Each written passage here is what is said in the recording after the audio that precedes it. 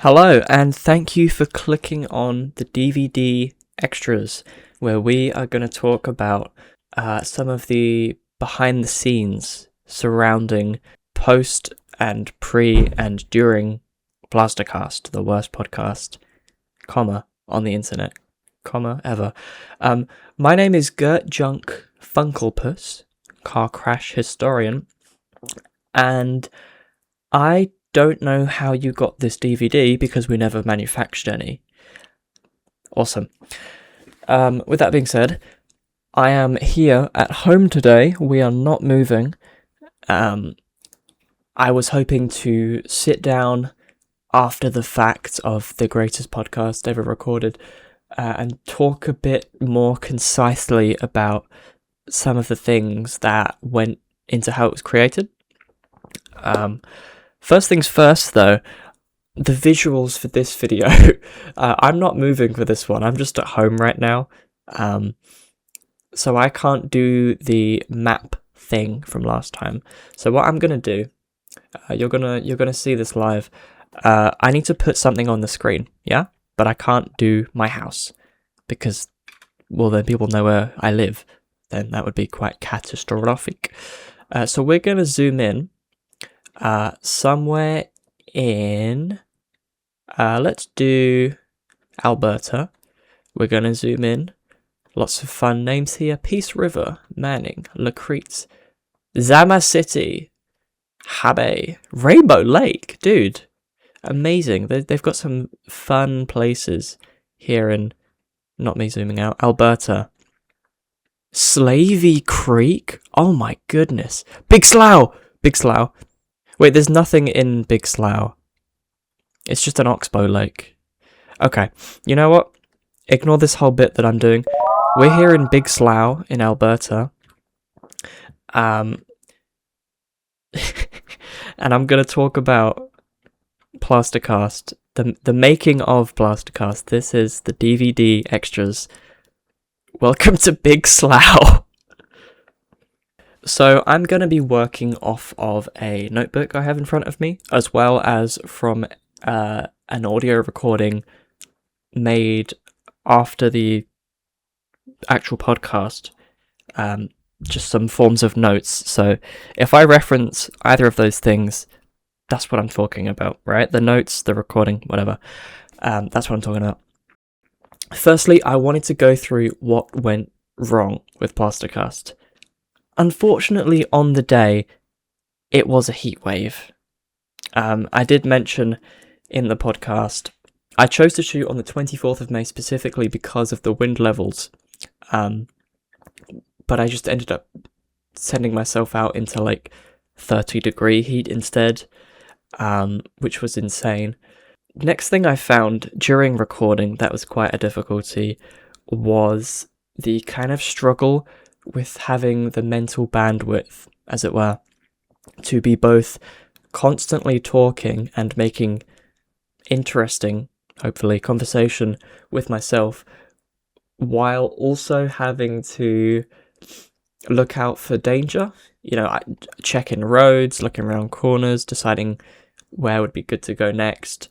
It was very difficult. In my next, is prior?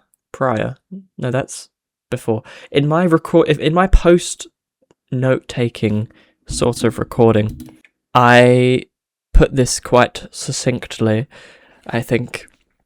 I said that due to having to talk and skate at the same time, the podcast ends up being the average of both of those things, which is doing both of them terribly, if that makes sense. Very amusing note. Thank you, prior me. Thank you, Gert of the past. Gert Junk Funkel past. Gert Junk Funkel prior. How's that? That's good. So talking was really incredibly difficult, I found. You'll see this in the podcast a lot. Anyways, next thing that I definitely could have changed is there was no guest, there was no co-host. This would have added a lot, I think, to the podcast. I did some test recordings, I'm not sure when exactly, with a friend of mine in Canary Wharf, where we would test my skating ability, navigating London, and audio recording settings, things like that. And it was good fun, to talk with someone while skating. There was difficulties with catching his voice and mine, and also being able to talk. That was the whole thing. I mentioned it at whereabouts in Plastercast, like under the Tower Bridge. I think it's about 40 minutes in. Yeah.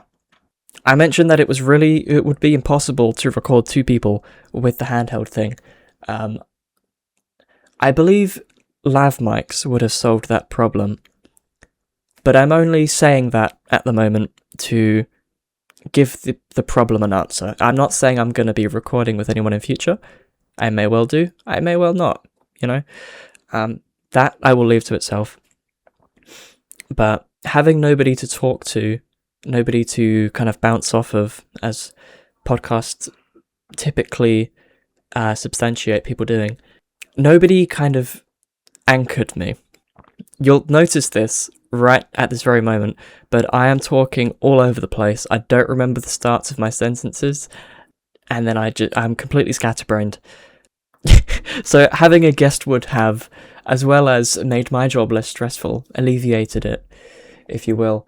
Also, anchored things down a bit more, I think. Additionally, I did not have many topics planned, which for a podcast is terrible.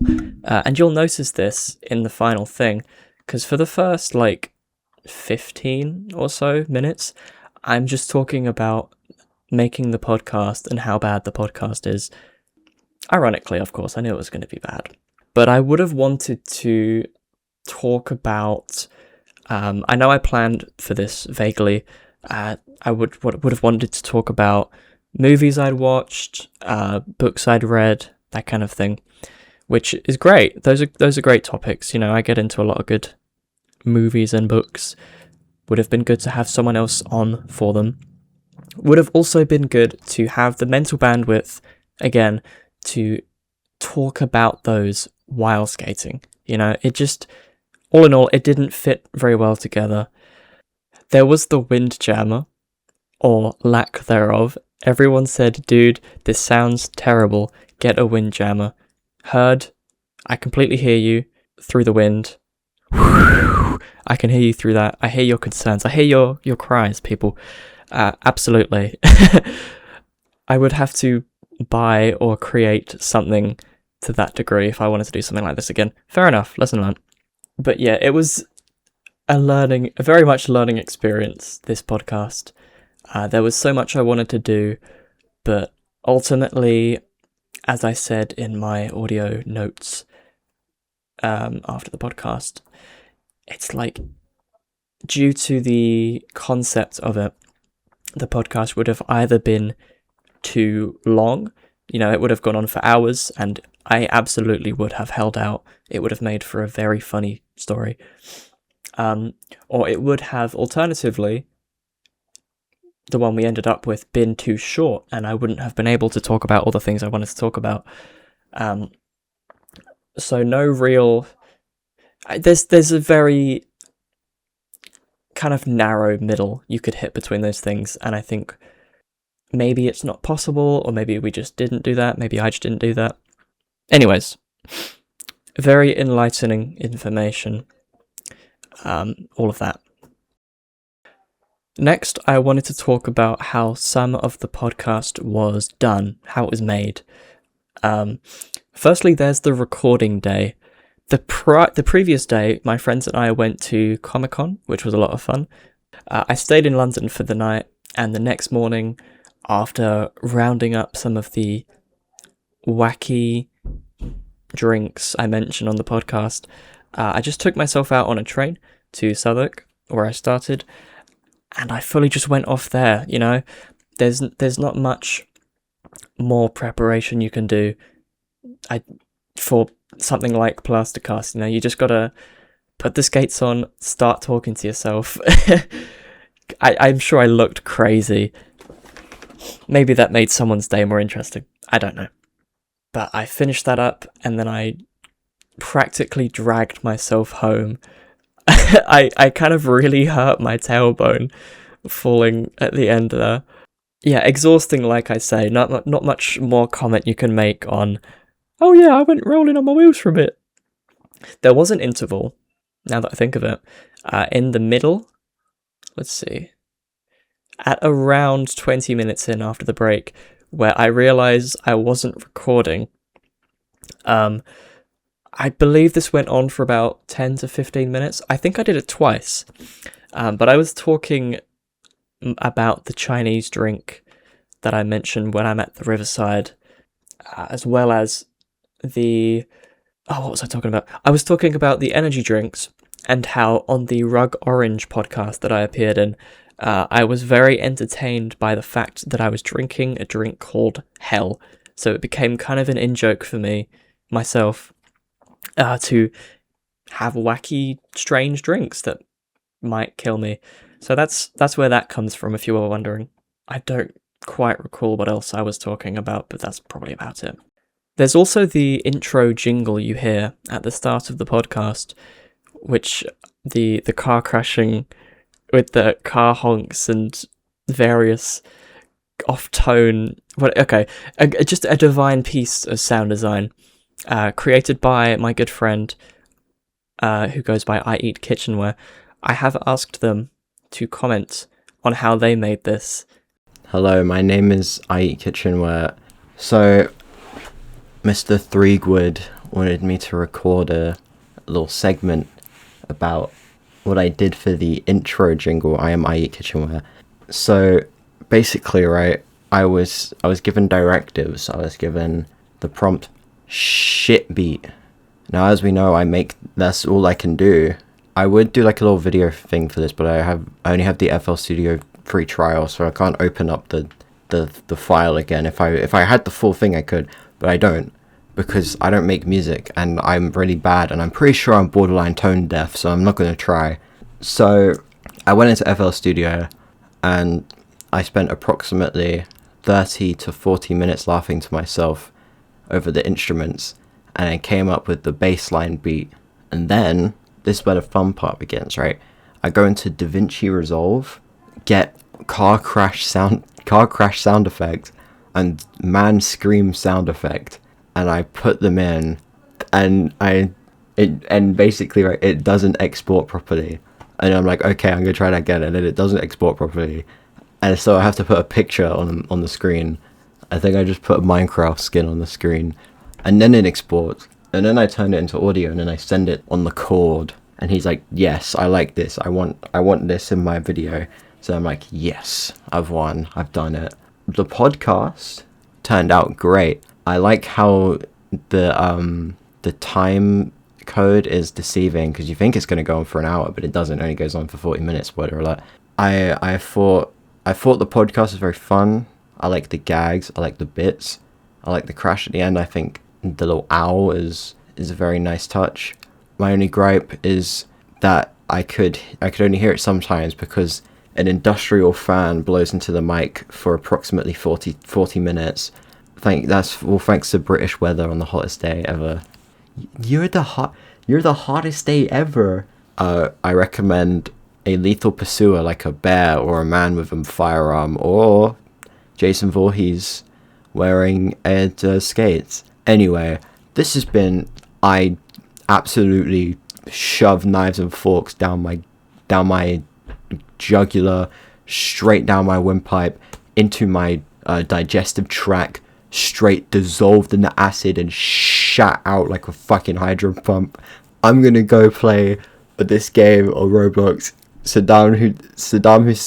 Gandhi Flip Flop Hangout. It's called Saddam Hussein Foot Clicker. Meet me there at midnight tonight. God, why stop the record?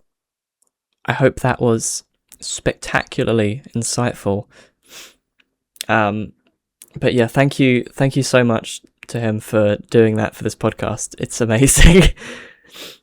Next, there is the question of the map, the graphics that you see moving around over the course of the video. Hearing how this was made is going to be like learning that your grandma was in the Gestapo or something, because the way I did this, and I'm sure actual designers who may or may not be listening are going to be like, what the hell? The way I did this map was I went on Google Earth Pro and took, I think it was around 4 or 5 8K screenshots of the general area where I went over the course of the podcast. I then drew a line over it just to keep track of that. But I had this disgustingly large, I think it was 20,000 by maybe like 6,000 or 7,000 or something graphic PSD thing, which I then split into 4 and then keyframed the movement of that underneath the logo on the podcast. So the whole thing is keyframed. Not all of it is accurate because there is various cuts in the audio, so I just give an approximation sort of where I am as I'm saying these things. So that's how I did that. A lot of keyframing. As for the logo, the gorgeous and titular orthopedic roller skates that you see on the thumbnail, as well as in the video, that alongside the thumbnail, was inspired by like road sign designs, because I find that kind of thing neat. I thought it would be quite fitting to have this kind of stop sign looking thing with the simplified sort of bandaged foot with wheels. I thought that was fun. As for the actual title, Plastercast, on the thumbnail, that is motorway font, which is the font here in the UK and in some other countries, I believe, that motorway signs actually are typed in for. I believe it's probably for legibility, but it's become sort of iconic since it was implemented in the 60s. 63, I think it was. Or perhaps that was the road sign. There's a whole history there that I'll go into another time. You don't want to hear it. Whatever. But that was my idea for the logo and the graphics, that sort of thing. Lastly, before recording the podcast on the 24th, I was listening to a lot of a podcaster, media critic, I think you'd call him. I was listening to a lot of a guy called Sean McTiernan and his podcasts, SF Ultra, where he reviews different science fiction books, but also Live at the Death Factory, where he talks with a friend about different like Scum cinema movies. I took a lot of that man's sort of operating as a solo podcaster into consideration when I was recording.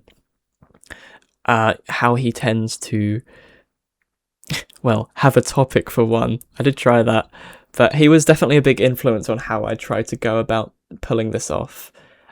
So go listen to SF Ultra, all caps. That's a great podcast. Prior to this, though, like years prior, I was a Chuckle Sandwich listener. What a podcast.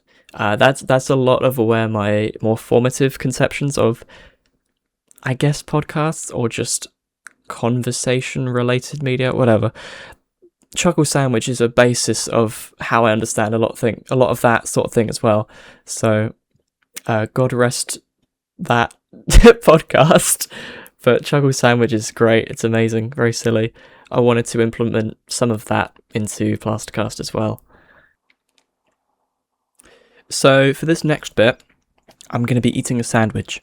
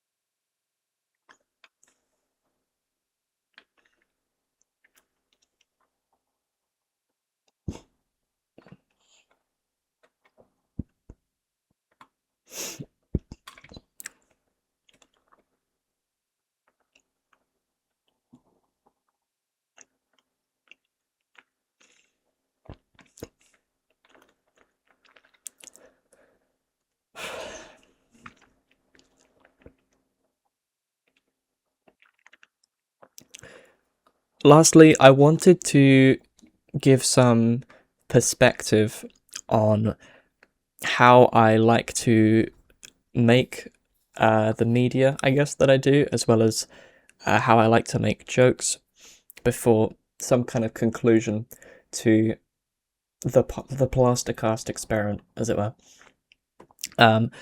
On media, so this is what I consider media being the videos that I make, the sometimes pictures, some as in today's case, the audio, that sort of thing. I like to approach making these things in kind of a characteristically gimmicky or novel way, sometimes kind of like meta. It's tricky to describe on the fly. But Plastercast, for instance, was the joke of, dude, what if I do a podcast, but I'm on roller skates, and when I crash, it ends.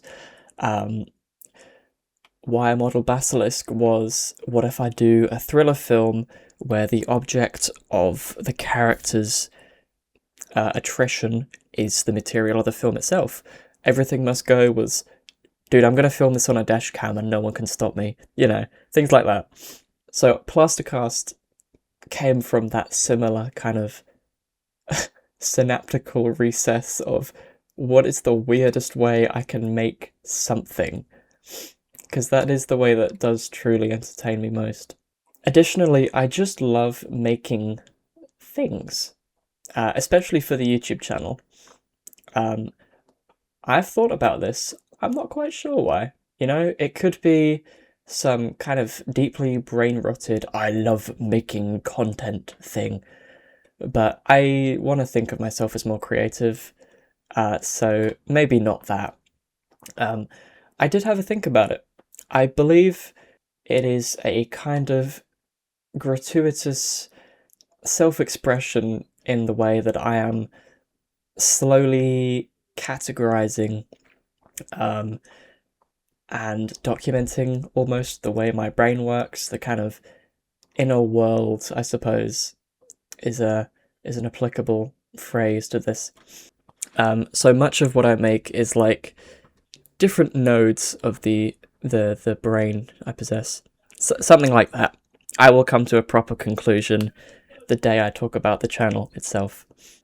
Also, as you scroll deeper down, there is the kind of other side of the coin, almost, wherein I film stuff just to film it, just to keep it. Kind of archival, sort of incidental. This is like a wasp incident found footage, wherein my college friends and I get stung by wasps, and I happen to record it all. This is also funny.mp4 or skin deep teaser behind the scenes, things that just kind of happened. I just kind of happened to record because I enjoy recording things, and now they exist forever. You know, that's very much a thing that film or video does, that I think about often. But that's another topic for another time. Plastercast, to conclude that section, comes from that same sort of novelty, like doing things in a strange or unusual way for fun, right? There is, on top of that, in the podcast, my attitude to jokes and like comedy, which is very weird and also hard to explain. The way I like to be funny, I try it in the podcast, but it's like kind of world building. I'm very vague on this because I have, honest to God, no idea. But I very much enjoy in comedy and in comedic, I suppose, things that I make. I will just make up people and places and phenomena, you know? Halfway through, I did the sponsor of you can go to Hepatitis Cecil's Morbid Medicines. You can also see this in Biologically Green Pope of Mammoths Valiantly Defends the Honour of Paleolithic Dance. The other dashcam video I made, there is another one. I was just filming in class and I was like, you know what, my friend is green now. There was also the time on Rug Orange, the episode of that Plastercast grew from, where I was like, yeah, there's a new state in Hawaii called Hell. You know, I just kind of made that up on the spot because I thought it was funny. Assembling, I don't know. The way I think of this is that it's like a kind of outward expression of the very odd little inner world I have. And by saying such absurd things, I may hope to, I suppose, figure out how it works, is the conclusion there. It's hard to say for sure. I will definitely be having a deeper think about the kinds of media I create or the kinds of jokes I like to tell, that sort of thing. Anyways, I hope all of that explains Plastercasts a little bit more to you. I hope you learned something new or thought about something different. And I hope, as well as those things, that you enjoyed Plastercast, the experiment, and the DVD extras. Thank you very much for listening. Like the prior episode, I used prior properly. Please let me know if you like this format, what I can do better, what I can do differently, the kind of things I can do next. I would be greatly appreciative of that feedback.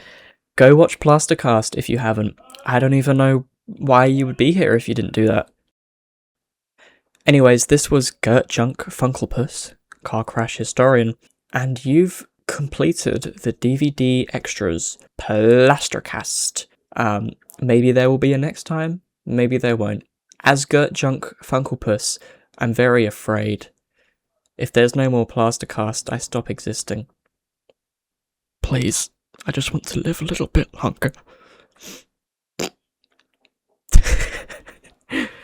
Okay, thank you very much for listening again, and I will see you next time, or not next time, or somewhere else on the other side of the rain. Have a good one.